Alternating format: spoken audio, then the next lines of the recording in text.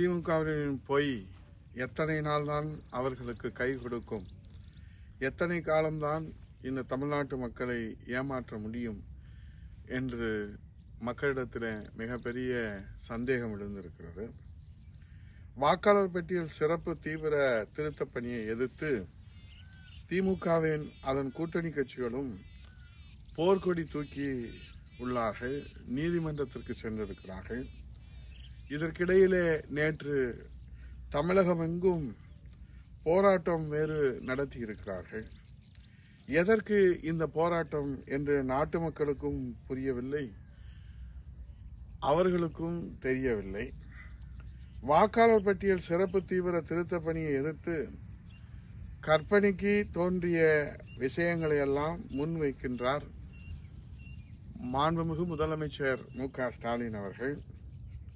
Christmas மற்றும் பொங்கல் பண்டிகை வருவதாலும் மழைக்காலம் என்பதாலும் மக்கள் சிரமப்படுவார்கள் என்று மக்கள் மீது கரிசனத்தை அவர் எடுத்து வைத்து அறிக்கை கொடுத்திருக்கிறார். இன்றைக்கு தமிழ்நாட்டினுடைய நிலைமை என்ன? வீட்டை விட்டு வெளியே செல்லும் பெண் குழந்தைகள் பத்திரமாக வீடு திரும்ப முடிகிறதா? பாலியல் வன்கொடுமையால் அவர்கள் சிதைக்கப்படுகிறார்கள். சட்டம் ஒழுங்கு அந்த லட்சணத்தில் இருக்கிறது. ஒரு நிரந்தர டிஜிபியை இந்தியாவிலே நியமிக்க முடியாத ஒரு நாடு தமிழ்நாடு என்கிற நிலையிலே நாம் இருக்கிறோம். வீதிகள் தோறும் மதுக்கடையை திறந்து வைத்து 10 வயது சிறுவன் முதல் பல்போன முதியோர் வரை அத்தனை பேர்களையும் குடிகாரனாக்கி அவர்கள் வீட்டு தாய்மார்கள் இன்றைக்கு கண்ணீர் கடலிலே தத்தளித்துக் கொண்டிருக்கிறார்கள். இதில் இறந்து போனவர்களுடைய பெயரையும் இடமாறி போனவர்களுடைய பெயர்களையும் வாக்காளர் பட்டியலில் இருந்து நீக்கி தகுதியான வாக்காளர்களை எல்லாம் இடம்பெற செய்து தகுதி இல்லாத வாக்காளர்களை எல்லாம் நீக்குவது என்பது ஒரு தேர்தல் ஆணையத்தினுடைய ஒரு தார்மீக உரிமை, தார்மீக அடிப்படை கடமை என்பதைத்தான் காலங்காலமாக தேர்தல் ஆணையம் இந்த பணிகளை செய்து வருகிறது. அதற்கு சிறப்பு தீவிர திருத்தம் என்ற நிலையிலே இதற்கு முன்பாக 10 முறை அவர்கள் இந்த முறையிலே அவர்கள் நியாயமான சுதந்திரமான வாக்காளர் பட்டியலை தயார் செய்திருக்கிறார்கள்.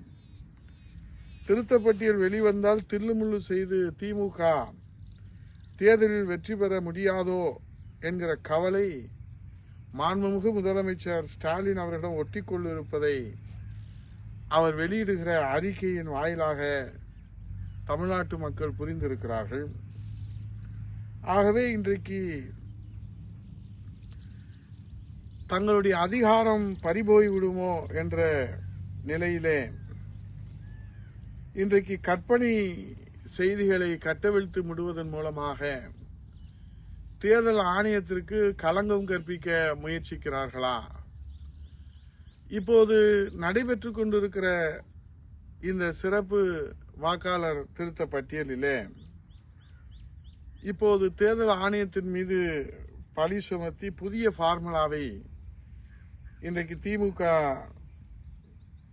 கையில் எடுத்திருப்பது அவர்களுடைய ஆட்சி பறிபோய்விடும் என்கிற கவலை தற்போது கற்பனை கதைகளை கட்டவிழ்த்து விடுவதற்கு தூண்டுகோலாக அமைந்திருக்கிறதோ என்கிற நிலைதான் நாம் பார்க்க முடிகிறது. ஆகவே நேற்றைய போராட்டம் என்பது இன்றைக்கு தமிழகத்தில் இருக்கிற அவல நிலைகளை பற்றி கொஞ்சமும் அக்கறை இல்லாத முதலமைச்சரால் அவருடைய வழிகாட்டுதலால், அவருடைய அறிவுரையால், அவருடைய ஆணையால் நடைபெற்ற போராட்டத்தால் மக்களுக்கு என்ன நன்மைகள் கிடைக்கப் போகிறது என்பதுதான் இன்றைய மிகப்பெரிய கேள்வியாக எழுந்திருக்கிறது. ஆகவே திமுகவினரின் போய் எத்தனை நாள் கை கொடுக்கும், எத்தனை காலம்தான் மக்களை ஏமாற்ற முடியும் என்பதை வருகிற 2026 தேர்தலில் மக்கள் தீர்ப்பே மகேசன் தீர்ப்பு. அதற்கெல்லாம் இந்த பிரச்சனைகளுக்கெல்லாம் இந்த பொய் மூட்டைகளுக்கெல்லாம் தீர்ப்பளிப்பார்கள், பாடம் புகட்டுவார்கள் தமிழ்நாட்டு மக்கள் என்று சொல்லி விடைபெறுகிறேன். நன்றி, வணக்கம்.